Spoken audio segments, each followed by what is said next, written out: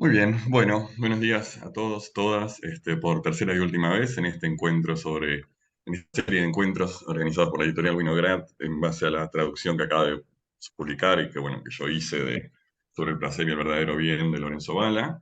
Eh, Supongo que la mayoría de ustedes ya venían siguiendo un poco los encuentros y no podemos tampoco reponer todo lo que dijimos, pero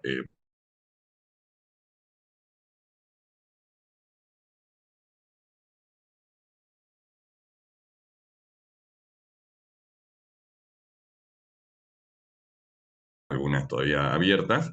Y bueno, como los encuentros, si hay preguntas, pueden o mandarlas por chat, o yo al final siempre doy un espacio por si aparece alguna pregunta final también.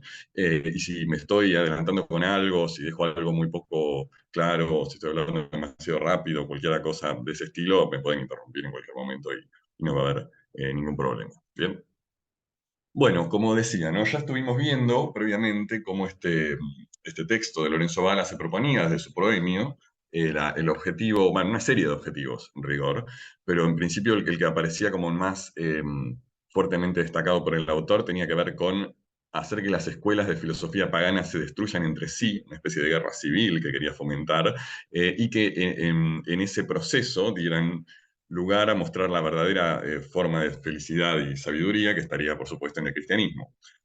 También decía Bala en ese proemio que había encontrado como estrategia más efectiva para lograr este propósito la defensa del epicureísmo, ya que percibía que era en el ensalzamiento del estoicismo donde se encontraban los mayores problemas, por esta conexión que también mencionamos brevemente entre ciertos aspectos de la ética estoica y algunos puntos también propios del cristianismo, por ejemplo, respecto de no temer a la muerte, enfrentar los dolores y las angustias con altura y, bueno, estoicismo, hoy en día usamos la palabra todavía en ese mismo sentido, más allá de la doctrina filosófica.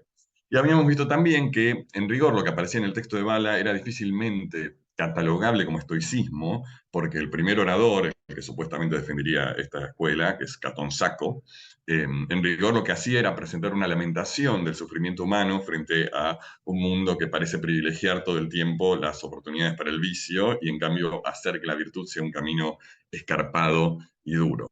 Y ya que este personaje, lo mismo que Mafio Bello, el orador epicúreo, habla como si no existiera el cristianismo y plantea un escenario puramente terrenal de discusiones, esta virtud áspera, estoica, no encontraría ninguna satisfacción real en el mundo, sería simplemente un camino del dolor en base a un ideal abstracto, vacío, dice Bala, de integridad moral o rectitud.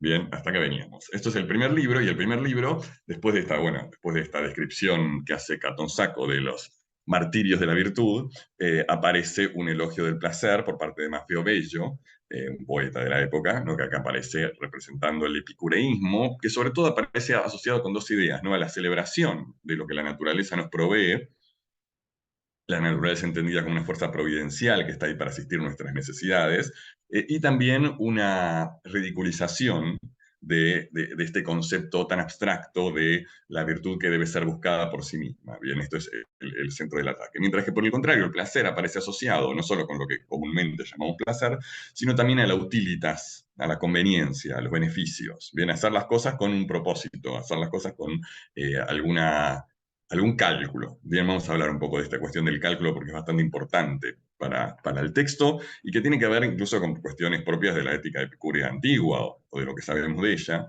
que implica siempre también algún tipo de cálculo respecto de la cantidad de placer y la cantidad de dolor. ¿Bien? O sea, resumido, tiene que ver con esta idea de que ciertos dolores hay que aceptarlos porque proveen mayores placeres y ciertos placeres hay que rechazarlos porque implican mayores dolores. Bien, este cálculo utilitario del placer, a veces llamado el cálculo hedonista, aparece bastante en el texto de Bala, aparece en otros autores también renacentistas y es uno de los, digamos, si bien es un poco simplificador, es uno de los conceptos epicúreos que más tradición han tenido, porque tiene que ver también después con el utilitarismo del siglo XVIII, y etcétera, etcétera. Bien, incluso con el utilitarismo moderno, si se quiere, es como un concepto muy básico. Bien, entonces hoy vamos a hablar del libro segundo, un poco menos, seré más breve con el libro segundo, y luego de la estructura del libro tercero, de algunos aspectos filosóficos que aparecen ahí presentados, sobre todo respecto de la ética, y luego de la irrupción del cristianismo, ¿no? Que es absolutamente determinante, es lo que, digamos, le da el tono al libro tercero con la aparición de un placer celestial, que también se va, digamos, tematizar en una descripción del ascenso del alma al cielo. Respecto de lo primero, ¿no? Del libro segundo, es un libro quizás, vale decir, es un poco el más aburrido de los tres. Bien, es un libro en donde Mafio Bello, el orador epicúreo, extensa y prolijamente detalla una enorme cantidad de ejemplos históricos o a veces literarios, a veces la distinción es un poco borrosa, como sabemos, que demostrar en los ejemplos normalmente utilizados para ensalzar la virtud. Y que Bala, o bueno, Bello, si prefieren, va a ir demostrando que están mal interpretados, que no es correcta su interpretación moralista estoica. Bien, entonces básicamente va a decir que estos personajes o se equivocaron y por lo tanto no son modelos de virtud, o en realidad no se equivocaron, sino que lo que tenían como fin ulterior no era la honestas, la virtus por sí misma, sino algún beneficio. Eso es como la gran línea que atraviesa todo el libro. El segundo es el menos dialógico de todos. Bello habla sin parar, no hay casi intercambios, o sea que es casi como un tratado en algún punto. Bien. Y hay que decir también que en el proemio del libro segundo hay un elogio, o sea, Bala también explica su propósito, ¿no? Hay un elogio de la copia en latín, de la abundancia. Copia en latín significa abundancia y es una cuestión central en la retórica antigua ya y en la retórica renacentista a veces pareciera que más, donde la cuestión de ser capaz de desplegar una abundancia de argumentos sobre un tema es un fin en sí mismo, pareciera, ¿no? Como que la síntesis no sería tan valorada. Es importante, digamos, una habilidad fundamental del orador es poder llenar espacio pero hacerlo con elegancia y variando y con un montón de estrategias. Y bueno, este libro, el libro segundo, es la demostración más cabal de esto en el texto de Bala, porque efectivamente son pocas las ideas, términos conceptuales, pero muchos los ejemplos. Bien, decía esto, bueno, de la cuestión. Hay otra cuestión interesante de todo el libro, pero que en el libro segundo quizás es donde más se percibe, es que hay un uso muy continuo por parte de Bala de cierta apelación al sentido común, ¿bien? A la idea de que hay ciertas cosas que no resisten pensarse un poco, y que eso no tiene que ver necesariamente con que Bala en este texto busque conocimientos historiográficos o filológicos precisos, sino simplemente como llamar la atención sobre lo absurdo de algunos de estos mitos o historias. Y lo menciono también porque en el libro que yo mencioné en el primer encuentro, que es el más famoso, de Lorenzo Bala, que es su refutación de la donación de Constantino, un texto en donde él busca demostrar que un documento supuestamente real era una fabricación. En realidad, gran parte de los argumentos que utiliza para demostrar esta falsedad no vienen de la filología o de la historia del latín o otras cuestiones, sino de cierto sentido común que Bala todo el tiempo pone en escena con preguntas retóricas, ¿no? Todo el tiempo dice, ¿pero les parece que esto puede ser así? Es una de las estrategias más comunes en Bala. Voy a referirme a dos de los ejemplos que él trata, brevemente, igual, ¿no? Uno es el de Marco Atilio Régulo, no sé si algunas conocerán la historia, pero bueno, según las versiones más legendarias que históricas, este personaje habría sido un general romano en la Primera Guerra Púnica, que fue capturado en una batalla, y los cartagineses le ordenaron ir, siendo el prisionero, ¿no? De los cartagineses, volver a Roma y pedir por la rendición de Roma. Eh, pero con la condición, ¿no? De que él luego volviera a Cartago por un prisionero. Entonces le hicieron jurar que él después, o sea, le hicieron jurar que él iría a Roma y luego volvería como prisionero. Y Marco Atilio Régulo va a Roma, habla en contra de la paz, dice que hay que ir a atacar y destruir a Cartago, pero para cumplir su palabra, en vez de quedarse en Roma, vuelve a Cartago. Y ahí es torturado hasta morir de formas particularmente horribles. Hay una representación medieval, la leyenda dice que lo pone una cama de clavos, una especie de dama de hierro, bien, y lo presionan ahí. Digamos, lo destacable de la historia es que Régulo, digamos, tuvo dos oportunidades para salvar su vida. Por un lado, podría haber dicho en Roma que había que rendirse, o por otro lado, y sobre todo, podría haberse quedado en Roma y no vuelto a Cartago para ser torturado hasta morir. Mapeo Bello toma esta historia, dentro de otras muchas, ¿no? Y por un lado pone en duda un montón de aspectos del relato en sí, ¿no? Señala que hay falencias en la explicación de esta cuestión, pero en resumen, ¿no? Lo que termina planteando es esto que dice ahí al final. Si fue un acto de integridad moral, fue un error. Si lo hizo realmente solo por la moral, es absurdo. Ahora, si lo hizo pensando, por ejemplo, en la conveniencia de su familia, en la necesidad de que sus seres queridos fueran protegidos y obtuvieran en base a esto algún beneficio por ser sus herederos, etcétera, etcétera, está bien. ¿no? O sea, básicamente, como dije, todo el argumento va a girar siempre en torno a esto. O si lo haces por sola moral, sos un idiota; si lo haces por algún beneficio, está bien. Y es cierto que, como dice Bello en varias partes, digamos, el buen nombre, la gloria, tiene sus beneficios materiales, beneficios concretos, no simbólicos. Ahora, también es interesante, ¿no? Cuando él plantea, hace una larga parte, más allá del ejemplo de Régulo, hay una extensa discusión sobre la gloria, que suele ser asociada, ¿no? Porque ahí se presenta un problema, la relación entre honestas y honor, ¿no? Entre el honor en el sentido de la gloria, la fama, en un buen sentido, y la rectitud. Porque se presenta este problema: si la rectitud moral es buscada por la gloria, entonces ¿es buscada por conveniencia, o la gloria también es un ideal abstracto y vacío? No hay una respuesta definitiva, pero sí hay una serie de momentos en donde el texto presenta una crítica de este concepto de gloria, sobre todo, como en este pasaje que ahora voy a leer, en donde los filósofos estoicos, básicamente, aparecen como los que exaltan la gloria de los militares, ¿no? Y dice, ¿no? Y Bala, o Bello, si prefieren, se pone en la voz de un soldado y dice: yo perezco, tú vives, ¿no? Yo guerrero perezco, tú filósofo vives; yo derramo mi sangre en la tierra por las múltiples heridas recibidas, tú disfrutas mi muerte. Pero luego de que esté herido de muerte y enterrado, tú me elogiarás, ya sea a través de las voces, las palabras o de alguna otra noble insignia para la memoria eterna. Ve mejor tú a morir, y yo te elogiaré cuando hayas muerto, ¿no? Acá aparece esta ridiculización del filósofo que vive ensalzando la gloria de otros, ¿no? La gloria militar, en este caso, de otros. Así como también en varios pasajes aparece una burla, una crítica a los filósofos estoicos que proponen que renuncien a todo, pero en realidad están buscando la gloria, ¿no? Esto lo dice en varias partes del texto. Esto ya tiene una tradición antigua, ¿no? Cicerón ya lo decía, entre otros. El filósofo, creo que lo decía Cicerón, porque no busqué la cita, pero esta cuestión del filósofo que escribe un libro en contra del honor y la gloria, y el libro lo publica con su nombre, ¿no? Entonces, como bueno, más o menos. Eh, el otro relato que voy a traer, digo, hay muchos más, ¿eh? Estos no son los dos relatos del libro 2, son los dos que elegí yo. Es el famosísimo relato de Giges y su anillo mágico, el antecedente muy citado del Señor de los Anillos, por eso hay el anillo de Sauron, que es esta historia que cuenta Platón y que tiene fuentes previas de un pastor que habría encontrado un anillo mágico que lo hacía invisible, pero, como pasa en el Señor de los Anillos, ese anillo mágico también te corrompe, porque te da el poder de actuar impunemente, básicamente, ¿no? Entonces Platón plantea en la República, ¿no? Ahí está la referencia, plantea que si, digamos, la historia de Giges sirve para preguntar el problema de si somos justos por conveniencia, ¿no? Si yo no salgo a robar ahora un banco, no porque piense que robar está mal, sino porque no quiero ir preso, ¿no? Y lo mismo con otros mil ejemplos que podríamos plantearnos. O si somos justos porque de hecho estamos siguiendo la idea de la justicia. ¿Bien? Entonces, el ejemplo de Giges sirve para esto, porque ¿qué haríamos si tuviéramos el anillo de Giges? O sea, realmente, o si fuéramos el hombre invisible del libro de Wells o de las películas, o eh, de otras varias historias. O sea, ¿seríamos justos o aprovecharíamos la oportunidad para la corrupción? Para frente a esta historia, que en realidad Bala lo cita de Cicerón, aunque menciona a Platón, ¿no? Bala hace una serie de objeciones, ¿no? Varias de las cuales tienen que ver con cuestiones casi formales del relato.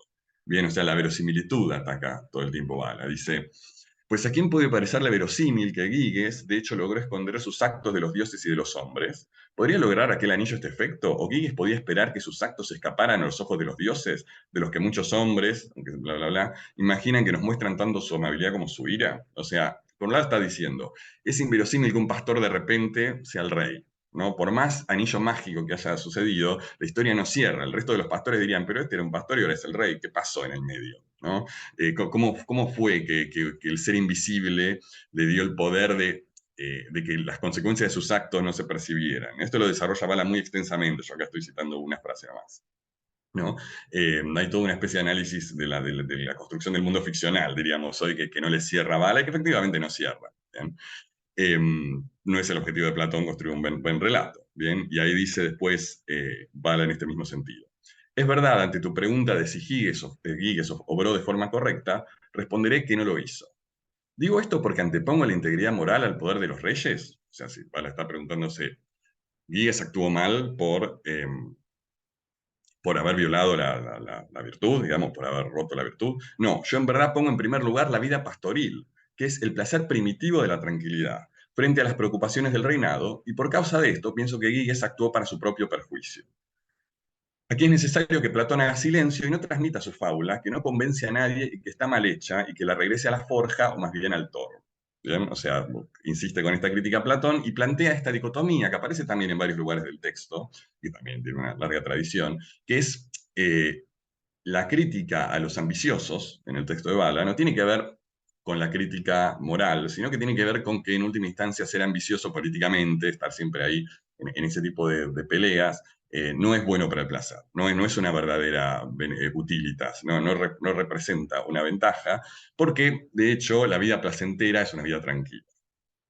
Acá también se abre una discusión que está bastante presente en varias partes del texto de Bala respecto de este placer propiamente epicúreo en el sentido más histórico del término, que implicaría, sí, una tranquilitas, una búsqueda de la paz, ¿no? Y este otro placer que también aparece mucho en el texto de Bala, que implica, sí, digamos, los goces corporales más tradicionalmente asociados con el placer, como por ejemplo el vino. Bien. Y de hecho, en esta descripción del relato de Giges, Maffeo Bello, o sea, el orador que está haciendo acá la explicación, plantea que a él no le parece mal que Giges haya violado a la reina. Por ejemplo, eso le parece razonable porque es placentero y según la explicación de Giges, la reina también lo habría disfrutado. No es la única apología de la violación que aparece en el texto de Bala, siendo justos, también en un momento relata el famosísimo episodio de Lucrecia y también plantea que digamos, no sería demasiado grave la cuestión. No es, cuando uno lo lee hoy, ciertamente, por más que uno sepa todas las cosas que uno sabe del patriarcado y el siglo XV, aún así llama un poco la atención, no voy a negar la doble apología de la violación que aparece en el texto. Bien. Entonces, respecto del libro segundo, que también no lo incluí en las diapositivas, pero lo menciono brevemente, es importante que al final del libro segundo, ya digamos para coronar su argumentación epicúrea, Bello plantea que no hay motivo para pensar que el alma humana tiene una diferencia ontológica respecto del alma animal, y por lo tanto es natural buscar los placeres, como lo buscan los animales, porque ¿qué hay después de esto? ¿No? O sea, Bello, el orador epicúreo, llega a hablar explícitamente de la mortalidad del alma. No lo explica en términos epicúreos, no habla de los átomos ni nada de esto, pero sí plantea la cuestión de, bueno, la ética que estamos presentando es una ética para este mundo, porque es el único mundo que existe. Esto después va a ser retomado críticamente por el tercer y último orador del libro, que es Antonio Darro, de quien ahora voy a hablar un poco.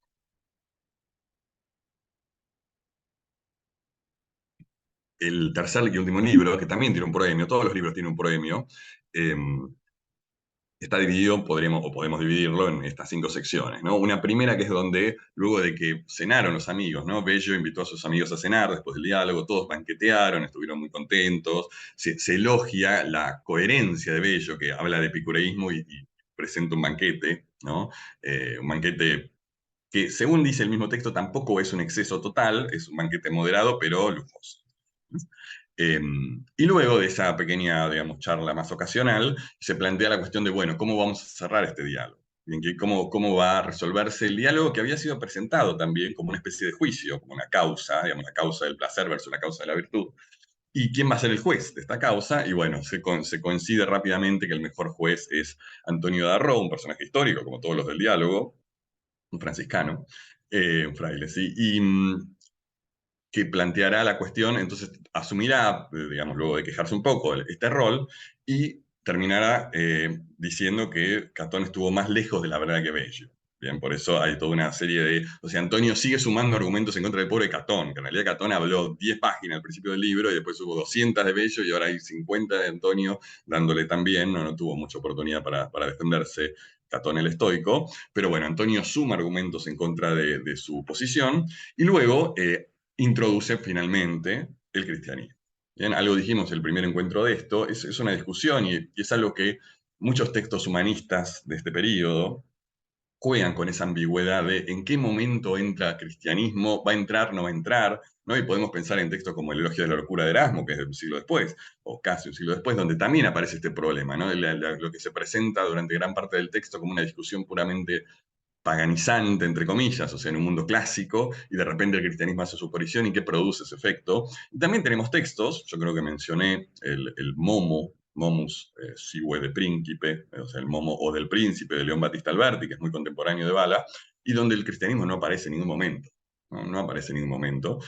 Así que es una cuestión, digamos, una cuestión que no todos los humanistas deciden resolver de la misma manera. En el caso de Bala, como digo, aparece con fuerza el cristianismo y Antonio va incluso a objetar a Pello y Catón, o sea, el orador epicurio y estoico respectivamente, que hayan hablado como si el cristianismo no existiera. Bien, es como que se producía ahí una especie de pequeño cortocircuito respecto de cuáles eran las reglas internas del diálogo. Porque es cierto que en el primer libro, cuando se plantea la idea de dialogar, se habla de hacerlo según la costumbre de los antiguos, pero no se declara explícitamente, vamos a hacer como si no. ¿No? Y sin embargo, Antonio al final dirá, ustedes hicieron como si no existiera el cristianismo. Bien. Es parte de esta cuestión moralizante, si se quiere, que presenta el libro de Bala respecto de sus contemporáneos que plantean discusiones filosóficas como si Cristo hubiera venido en vano, digamos, o no hubiera venido en absoluto. Estoy citando a Bala, lo que dice al principio del texto. Bien, y luego la parte muchas veces más recordada del tercer libro, que es la descripción que hace Antonio del ascenso del alma al cielo, me voy a detener un poco en eso, y finalmente un brevísimo epílogo, el que no sé si llegaremos a hablar, pero que no tiene tampoco cuestiones tan importantes, donde los amigos se despiden y hacen un par de palabras de reflexión sobre el cierre. Respecto de Antonio Darro, o sea, este tercer orador contra los argumentos aristotélicos, ¿no? Bala, creo que algo dije la vez pasada, lo tenía, el enemigo número uno de Lorenzo Bala en términos filosóficos es Boecio. Para él, Boecio inició la decadencia absoluta de la filosofía, ¿no? Y lo dice en varias ocasiones, es como cuando los godos, pero Boecio sería un godo en esta descripción, digamos, introducen una forma escolástica o protoescolástica de razonar que sería decadencia total, decadencia total. Eh, pero Aristóteles también es para Bala un personaje bastante sospechoso. Y en otro de sus libros, uno de los más importantes, que figura ahí mencionado, Las Dialécticas de Disputaciones, que también tiene otros títulos, La Repastinatio, Tota de Filosofía, que está traducido al inglés, no al español, es un librasco, empieza el libro hablando en contra de los filósofos que hablan de el filósofo para referirse a Aristóteles y todo, digamos, lo que sabemos del peso de Aristóteles en la filosofía medieval. Bala era muy crítico de Aristóteles, no al mismo nivel que Boecio quizás, pero sí era ciertamente crítico. Y nunca pareció adoptar la creencia que tenían otros humanistas de su época, como Leonardo Bruni, que traduce Aristóteles al latín, de que Aristóteles era un gran orador, ¿no? Para Bala, esa teoría que tenían algunos de que Aristóteles en realidad escribía muy bien, no es muy convincente para Bala. Sea como fuere, digamos, el núcleo de los argumentos en esta parte tiene que ver con la teoría del justo medio de Aristóteles, ¿no? Yo algo había mencionado, que Catón, para defender la supremacía del vicio, la supremacía negativa del vicio, obviamente había dicho que en el esquema aristotélico, al haber dos vicios por cada virtud, hay entonces, por lo tanto, el doble de vicios que virtudes, y los vicios son una especie de ejército, esto dice literalmente, un ejército imparable, y las pobres virtudes son un pequeño grupito ahí que no puede confrontar con esta cuestión. Lo que va a plantear Antonio es una disquisición bastante larga sobre la imposibilidad de reducir las virtudes a un esquema de esta manera, porque empieza a plantear decenas de contraejemplos. Bueno, pero ¿qué pasa si un hombre que se escapa de los ladrones, pero se echa a dormir, entonces es un temerario, pero en realidad, perdón, no es un temerario, es un cobarde, porque debería haberlos enfrentado, pero en esta circunstancia era lógico que no los enfrentara, y plantea sobre todo, digamos, gran parte de la argumentación se basa en la idea de que en realidad cada virtud es circunstancial a un momento muy específico. Cosa que, por cierto, no es contrario a lo que dice Aristóteles, ¿no? O sea, de hecho, hay una autora bastante importante, que es Lodi Nauta, que tiene un libro no sobre este texto que estamos comentando, pero sí sobre las dialécticas de disputaciones, que plantea un buen análisis de Bala, en el cual de alguna forma termina concluyendo que por momentos no se queda claro si Bala lo entiende mal Aristóteles porque lo entiende mal, o si simplemente está queriendo buscarle, digamos, puntos débiles. Porque es cierto que efectivamente la ética, cuando en la ética Nicomaquia se presenta este problema, Aristóteles es muy flexible respecto de la cuestión. Sin embargo, Bala lo trata como un dogmático.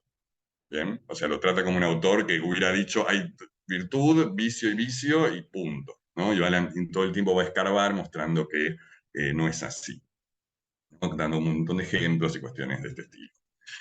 Sí me interesaba de esta sección, ¿no? Este pasaje que es como representativo, si se quiere, de la actitud de Bala frente a Aristóteles y a la mayoría de los filósofos, que es la actitud crítica, podríamos decir, ¿no? Dice Antonio.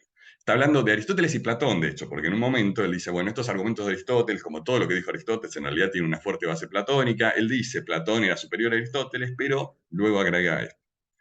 Recuerda que no siempre debe tenerse confianza en la autoridad de quienes dijeron muchas cosas buenas, ya que sin embargo algunas veces se equivocan, como es común en los hombres. Así que considero extremadamente necio a quien cree que los libros son totalmente verdaderos y no los examina diligentemente para ver si lo que dicen es cierto. Y esto debería hacerse con todas las cosas, pero sobre todo con aquellas que se refieren a las virtudes de las que depende toda la razón de la vida.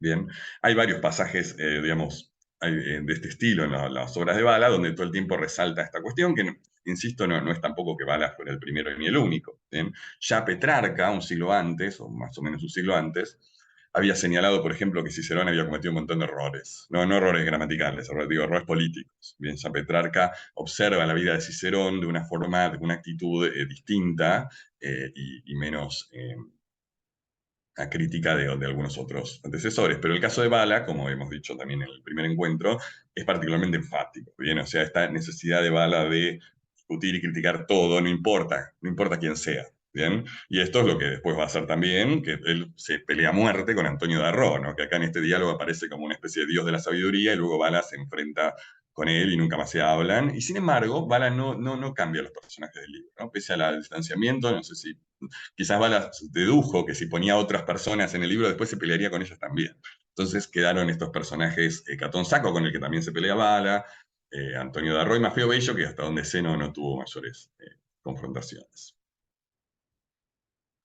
Para dentro de la reflexión filosófica de Antonio, y digo filosófica porque, digamos, en esta parte todavía Antonio está moviéndose dentro de un paradigma más bien pagano, o sea, no está todavía trayendo el cristianismo con toda su fuerza, como va a ser después en la parte del ascenso al cielo. Sí me gusta mucho esta parte a mí, ¿no? Esta genealogía de la moral, que bueno, por supuesto, amando a Lettre, ¿no? En donde Antonio trata de dar una explicación histórica de por qué se creó este ideal absurdo de la virtud como algo que debe buscarse por sí mismo. Bien, porque recordemos que el objeto central de ataque es ese, o sea, es la idea de la virtud o la integridad moral como un fin en sí mismo, la idea de que si yo soy justo, virtuoso, honesto, ya con eso está. Bala está todo el tiempo diciendo que la virtud, la justicia, la honestidad, todas estas cosas, el coraje, bla, bla, bla, tienen sentido siempre es que yo los piense como algo que me va a dar beneficios. Si no me los pienso de esa manera, son absurdos.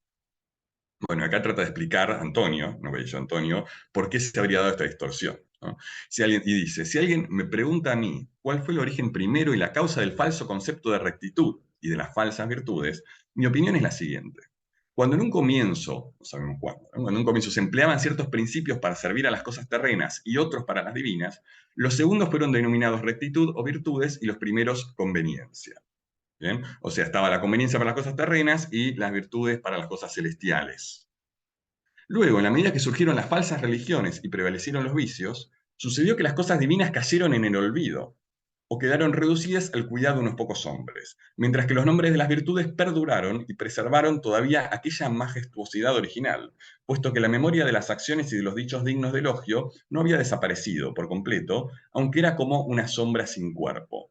Fíjense, o sea, habría una disociación entre las cosas y las palabras, ¿no? Como los nombres de las cosas, los nombres de las virtudes, perduraron, pese a que aquello que referían, que tenía que ver con un concepto religioso, sagrado, se perdió. Entonces la gente sigue endiosando estas virtudes cuando en realidad ya no tienen referente, ya no se refieren a nada concretamente. Tuvieron una referencia que se perdió a medida que avanzaron estas falsas religiones. Sigue.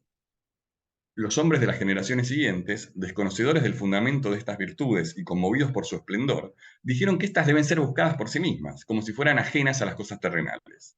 La mayoría de estos eran estoicos. Otros, de entre los cuales los epicúreos fueron los principales, percibieron que no podían ser buscadas por otra cosa que no por la que, perdón, por otra cosa que por la conveniencia, y con ellos estuvieron de acuerdo con la mayoría de los pueblos, que creían que los dioses debían ser venerados por conveniencia personal. Sin embargo, el sentido de la virtud, tal como lo entendemos los cristianos, y ahí siempre el cristianismo, es aquel que dije antes, que es el más antiguo, no como algo que debe ser buscado por sí mismo, como algo duro, áspero y arduo, ni tampoco como algo orientado hacia las cosas terrenales, sino que es un escalón hacia aquella felicidad que goza el espíritu o el alma liberada de estos miembros mortales, junto con el Padre de todas las cosas, que es de donde provino. ¿Quién dudaría que el placer es el mejor nombre para esta felicidad? O sea, la verdadera virtud es igual al placer, porque la verdadera virtud está asociado no con los caminos arduos y dolorosos de la vida, sino con la felicidad del alma liberada. Bien, es como un recorrido que hace. Entonces, entre esta primera religiosidad que asociaba la virtud con lo religioso, eh, y la conveniencia con lo terrenal, luego las religiones se pierden en el camino, entonces queda esta falsa idea de la virtud, y que como no había una verdadera religión, esa idea de la virtud queda asociada finalmente con un fin en sí mismo, el estoicismo, dice Bala. Y luego aparece, digamos, con el cristianismo se recupera la idea original de que la virtud es un valor, pero en la medida que nos lleva a pensar en la liberación del alma y el sufrimiento, ¿no? De la liberación del alma de estos miembros mortales. Bien, ahora vamos a hablar de esta cuestión. O sea, aparece un concepto de placer asociado con la virtud, siempre y cuando se lo entienda en términos ultraterrenos. Ahora, no es casual, de todas formas, digo, ahora después al final hablaremos de esto, que Bala elija la palabra placer, voluptas en latín, para destacar este concepto, no es algo menor, ¿no? O sea, no es una cuestión intrascendente, es muy importante que haya decidido que hacer del cristianismo una ética hedonista no terrenal, por otro lado. Y ahí aparece esta contraposición que es central del texto, o central sobre todo en los argumentos de Antonio Darro,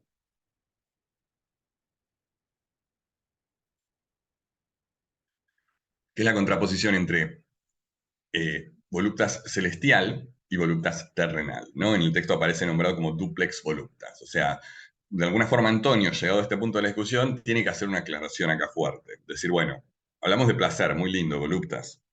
Ahora, ¿qué placer? Bueno, el placer es doble. Y ahí, según muchos críticos del texto, digamos, muchos especialistas en el texto, de alguna forma se reintroduce de forma bastante explícita, por otro lado, una metafísica totalmente dicotómica. Bien, está lo terrenal malo, lo celestial bueno. Y efectivamente así aparece en el texto. Dice que la voluntad terrenal es la madre de los vicios, mientras que la otra es de las virtudes. Y que todo lo que se hace con el placer terrenal como objetivo es pecado, mientras que lo que se hace con el placer celestial como objetivo es virtud. ¿Bien? Acá digamos, el texto simplifica mucho su esquema argumentativo, que de hecho de nuevo se va a volver a complicar, ahora que vamos a ver cuando aparece el ascenso celestial, pero en este momento es donde el texto de alguna forma establece una corte tajante, y en donde pareciera ser que todo lo que dijo Bello, Maffeo Bello, el orador epicúreo, es pecado, punto. ¿Mm?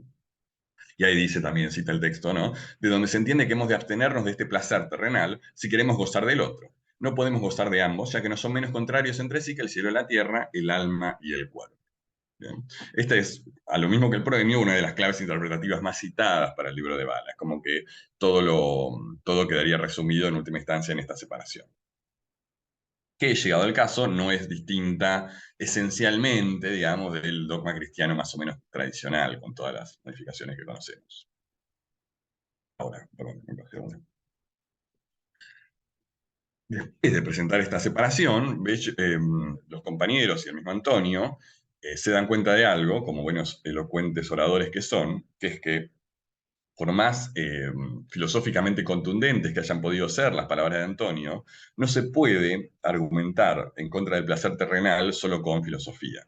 Es necesario presentar algún tipo de panegírico, como son las palabras del mismo texto, que movilice las almas de los oyentes de la misma forma que Bello movilizó, si se quiere, sus cuerpos. ¿Bien? O sea, Bello estuvo haciendo durante largas y largas y largas páginas una apología del placer, incluso con esta dicotomía que aparecía en el mismo Bello entre un placer más asociado a los placeres carnales y un placer más asociado con la tranquilidad. No importa, hubo páginas y páginas de eso, y ahora Antonio, para contrarrestar ese efecto, para demostrar la supremacía de la voluntad celestial, que por supuesto no podemos ver, necesita construir con palabras un cuadro, ¿bien? O una película, podríamos decir, porque en rigor es una serie es un relato, bien, el relato del ascenso del alma al cielo, que ocupa una buena parte del libro tercero y que, bueno, suele ser celebrado también por su carácter literario, si se quiere. Eh, es interesante también decir que es un ascenso del alma individual al cielo, no se trata del apocalipsis. ¿No? Una persona muere y su alma llega al cielo hasta encontrarse con Cristo. No tiene tanto que ver con el juicio final ni nada de esto, aunque en algunos momentos se hace alguna alusión a esa cuestión. Yo acá tengo que hacer una captatio. Yo no soy nada especialista en teología cristiana, por supuesto, por el tema de Bala. leído algunas cosas, no es que no sé nada, pero sé que, digamos, hay una fuerte tradición teológica de discusión respecto de cómo es este ascenso, qué pasos implica, y no... Y aunque, bueno, puse algunas notas al pie en algunos elementos muy sobresalientes, de hecho hay una clarísima inspiración en el Apocalipsis de Juan, cosa que tampoco es sorprendente, me cuesta un poco más percibir en detalle cuántas de las declaraciones de Bala sobre este proceso, digamos, son teológicamente comparables con Agustín o con Aquino, ¿no? Hago esa pequeña aclaración. Por supuesto, si alguno de ustedes quiere agregar algo más específico sobre el tema, con gusto aprenderé a entenderlo mejor. Ahora, uno de los aspectos más fuertes y memorables, quizás, de la descripción de Bala, del ascenso, no tiene que ver solamente con, digamos, la primera parte, que lo menciono muy brevemente, tiene que ver con este momento en donde el alma se libera del cuerpo y aparece una pelea entre los demonios y los ángeles por el alma. Por supuesto, Bala dice que, que un solo ángel puede vencer a 1000 demonios, y es una serie de reflexiones al respecto breves, y también aparece un momento en donde el alma, ya flotando con el ángel, ¿no? Liberada de los demonios, mira hacia la tierra y ve como el mundo entero.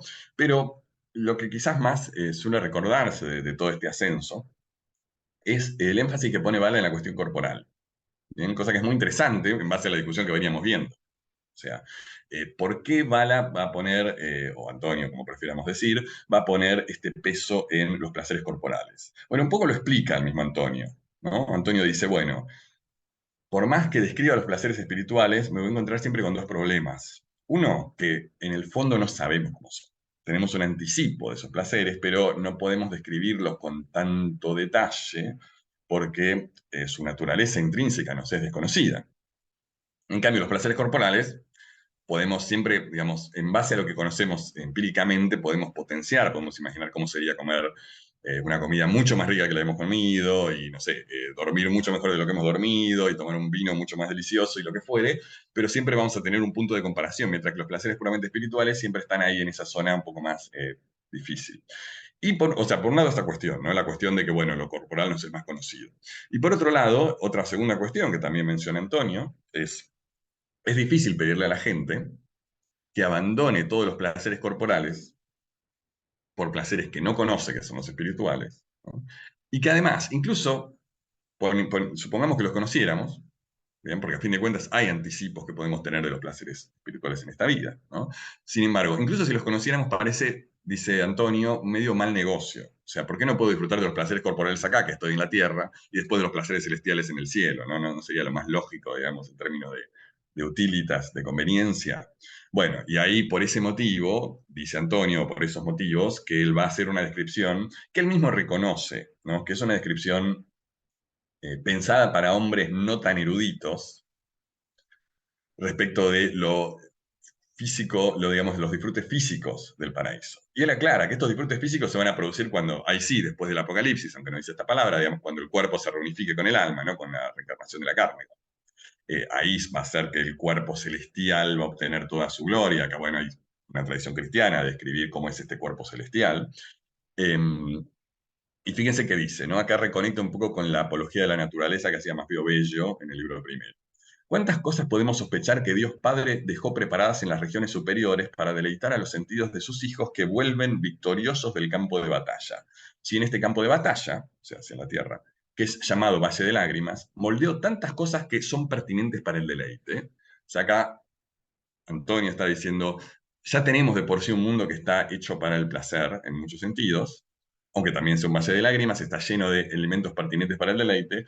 Eso nos permite apenas imaginar el nivel de detalle o de perfección con el que Dios concibió el mundo celestial en términos físicos también, ¿no? Por eso digo que acá se encuentra con algunas dificultades.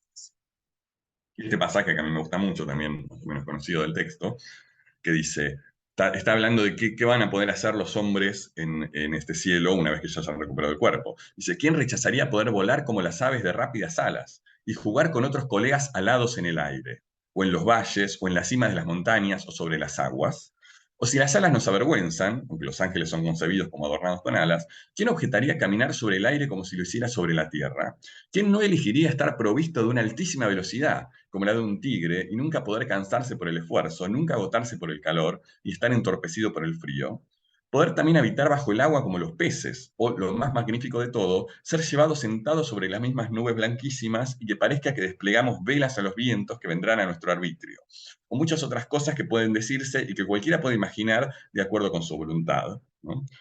Hay como una especie de ahí, yo no puedo dejar de leer esta primera parte sobre todo esto de jugar con los colegas alados en el aire, me resuena a mí como videojuego, ¿no? Es como una especie de experiencia de videojuego del presente, de multiplayer, ¿no? Aparte. Pero esta idea del cielo como un lugar donde los cuerpos tendrán todos estos poderes, estas habilidades, ¿no? Vivir bajo el agua, flotar con las nubes, ¿no? Que, insisto, no es que esto ocupe en términos de espacio en el texto tanto espacio, hay más espacio dedicado al placer de encontrarse con los santos, por ejemplo, pero es bastante original por parte de Bala este énfasis en los poderes sobrenaturales de alguna forma del cuerpo, donde todos los hombres serían como pequeños dioses divirtiéndose físicamente, ¿no?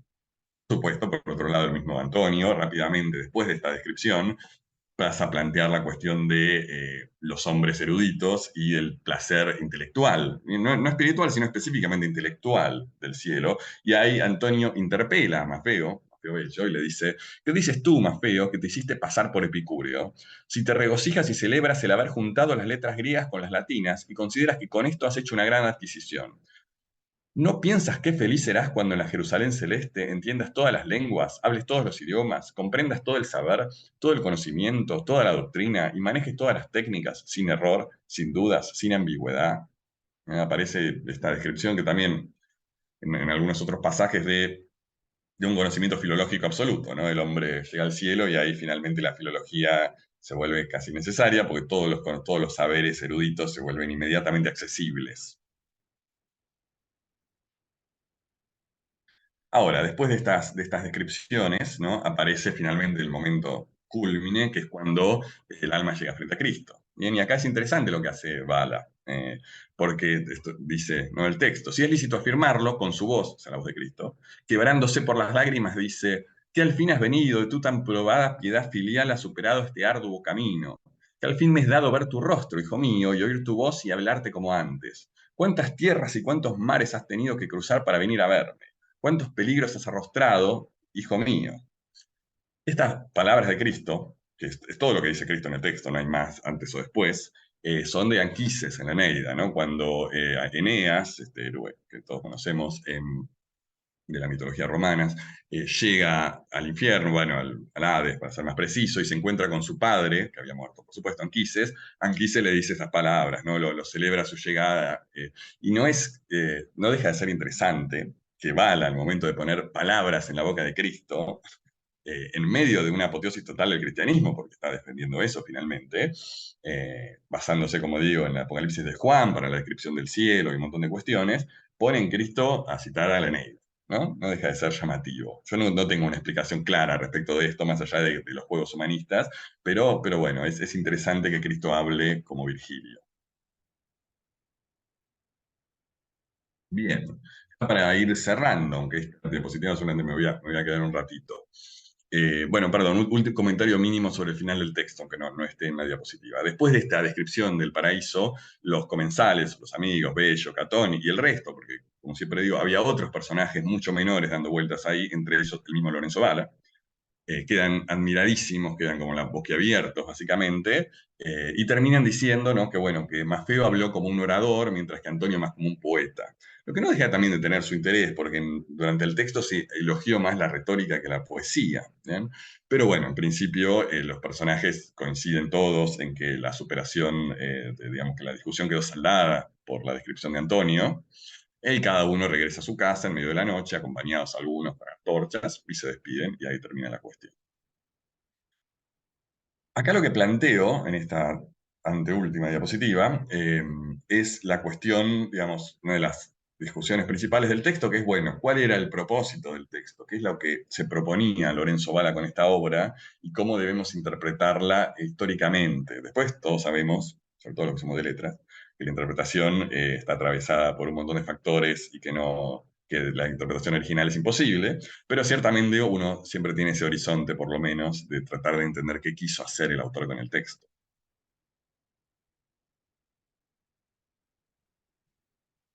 Y ahí aparecen, simplificando, tres grandes líneas, ¿no?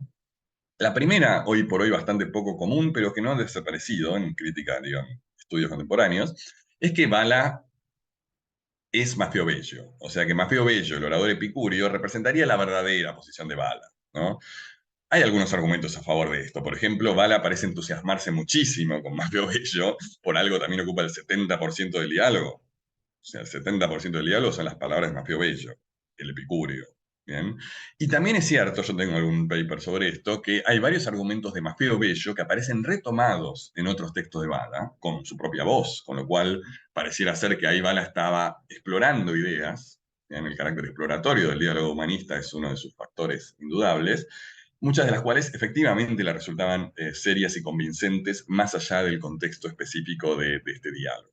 Por supuesto, esas ideas no tienen que ver con la mortalidad del alma, ¿no? Cuando Bala retoma ideas de Maffeo Bello no es para decir que hay que violar mujeres, tomar vino y vivir como animales, cosa que tampoco es Maffeo lo decía de esta manera, pero digamos que algunas conclusiones a las que llega Maffeo eran en esa línea.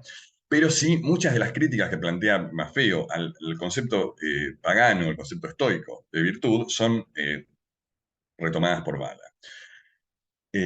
Así que bueno, ahí tenemos una interpretación de Bala el hedonista. Bien, Bala sería un epicurio hedonista, un epicurio sui generis, un epicurio raro, incluso un epicurio cristiano, pero no dejaría de estar en última instancia fomentando una concepción material y terrenal de la vida y de la, insisto, más que del placer corporal, sexual, digestivo, de la conveniencia, de la utilitas, de que hay que hacer las cosas con algún propósito, ¿no? De que plantear estas abstracciones de la virtud es una locura.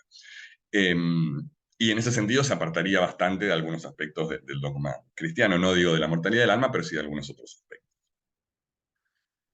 La segunda posición, la, digamos, la intermedia, es la de que Bala, más que un digo, perdón, más que un epicúreo, es un anti-epicúreo, ¿no? Esto lo dice Fubini, un crítico importante, que Bala lo que está haciendo es criticar al anti-epicureísmo. Por eso es un anti-epicúreo. Entonces, en este sentido, no es que él se plantea explícitamente o claramente como epicúreo, pero sí se ocupa sistemáticamente, con argumentos que él consideraría racionales y sólidos, de destruir el anti-epicureísmo. ¿Bien? Y en particular, lo que estaría haciendo Bala, según esta línea interpretativa, es atacar ciertos aspectos del dogma cristiano, vinculados sobre todo con cierta ética monástica, con cierta ética del, digamos, de que venimos a esta tierra a sufrir, para simplificar mucho, que sabemos que siempre es más complejo, pero con todas estas tradiciones del desprecio del mundo, yo dije en el segundo encuentro, creo, que Catón Saco, este orador estoico, en realidad lo que hacía era retomar un concepto de que la naturaleza era malvada y que el mundo es horrible y que solo podemos estar sufriendo acá. Bueno, Bala estaría de hecho criticando esa interpretación del cristianismo, estaría tratando de sanear algunos aspectos del cristianismo con introduciendo cuidadas dosis de epicureísmo, no en un sentido filosófico fuerte, pero sí como una estrategia para desmontar eh, ciertos ideales, digamos, como si dijera Bala de alguna manera, en el ADN cristiano se infiltraron algunos genes estoicos, bueno, hay que sacarlos, esos genes, y el epicureísmo, en cambio, le aportaría al cristianismo algunos elementos positivos, sin que le debamos pensar que hay que incorporarlo de forma así. ¿Bien? Y por último, la otra interpretación, que también tiene bastantes seguidores en el presente, que es que Bala, en última instancia, toda la discusión sobre la defensa del placer que hace Maffeo Bello entre la mitad del libro primero y la totalidad del libro segundo es una estrategia retórica, digamos, paródica, no tiene ningún viso de seriedad, Bello, y básicamente lo que está haciendo Bala es usar a Bello como una especie de personaje humorístico, que luego será absolutamente aplastado por Antonio Darro, que representaría en su totalidad el pensamiento de Bala, ¿no? Según esta concepción, Bala es Antonio Darro en el diálogo. Así como la primera pone que Bala es Maffeo Bello, en la tercera Bala es Antonio Darro, y Maffeo Bello estuvo ahí como para hacer chistes y generar un ambiente de comicidad, y luego para ser derrotado.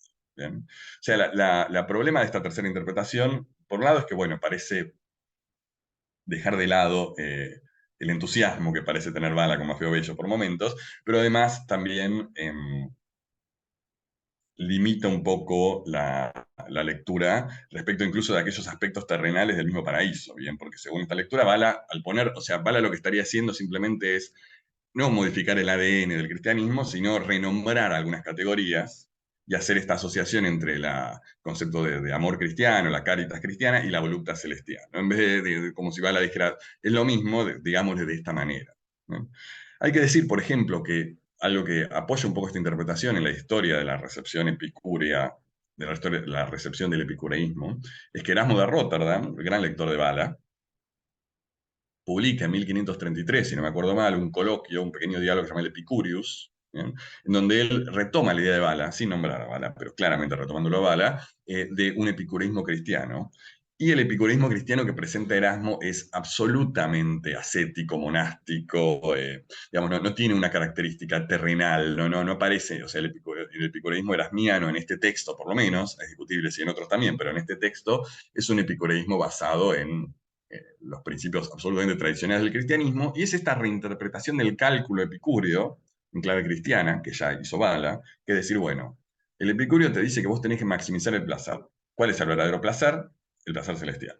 Entonces, si vos acá vas a vivir, si vos realmente sos un buen epicúreo, acá podés sacrificar todos los placeres porque vas a tener un placer mayor. Entonces, la misma forma que vas al médico que te saca un diente podrido porque te va a doler cuando te lo saca, pero te va a doler menos después, y de hecho vas a poder disfrutar una vez que te hayan sacado el diente, vení acá, viví tu vida mal, o sea, mal entre comillas, viví tu vida sin entregarte a los placeres terrenales, porque después vas a tener un placer celestial infinitamente mayor.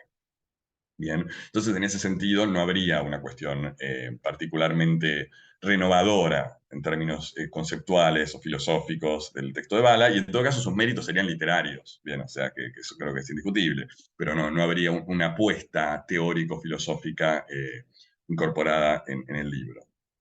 Bien. Como siempre, hay argumentos a favor de las tres cosas, ¿no? Incluso, no lo incluí acá porque ya está muy en desuso, pero hubo autores más de principios del siglo XX que consideraron que Bala era literalmente un pagano que creía en la mortalidad del alma, bien, pero bueno, son interpretaciones que existieron en algún momento en general del movimiento humanista, en donde esta exaltación del mundo antiguo era considerada como una prueba de su falta de fe, por decirlo rápidamente, cosa que hoy por hoy ya, digamos, muy pocos pueden sostener semejante cosa. Bien, esto es todo lo que yo tenía para decir hoy, aunque bueno, podría, como siempre, como todos siempre decimos los docentes, podría hablar 2 horas más, pero creo que ha sido un panorama eh, del segundo y tercer libro en la clase de hoy, y bueno, y de los 3 libros en los 3 encuentros. Así que no sé si hay alguna pregunta o comentario que alguien quiera plantear.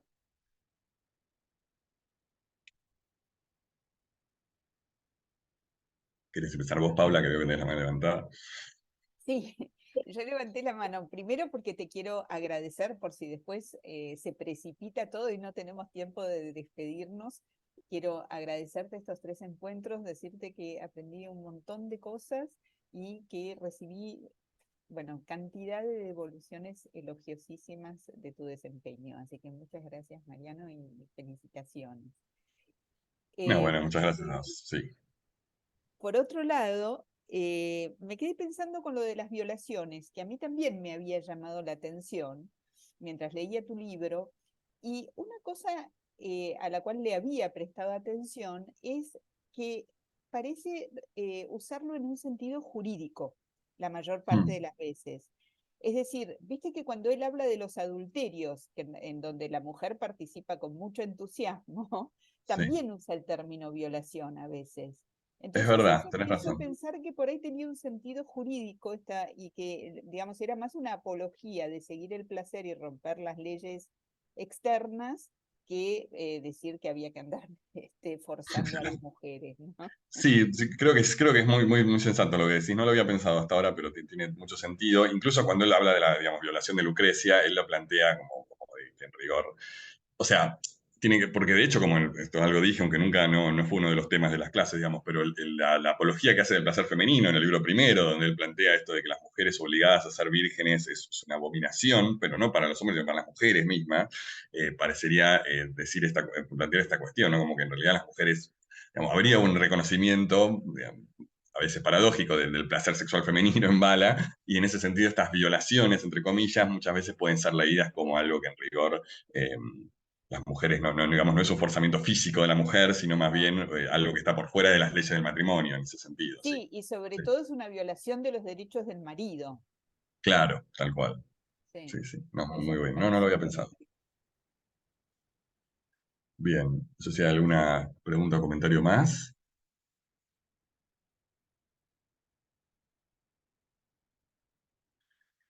Bueno, si te parece, Paula, entonces yo quería hacer un comentario de una cosa técnica práctica breve, pero me parece mejor cortar la grabación y lo comento después. Así que simplemente agradezco de nuevo, eso sí, públicamente a todo el mundo y bueno, espero que les interese leer el texto si no lo empezaron a hacer ya. Gracias a vos y gracias a todo. También recibí, no solo de tu desempeño, sino muchos elogios sobre el texto y lo divertido que Bueno, es. me Así que, alegra. bueno, entonces nos despedimos y voy a detener la grabación.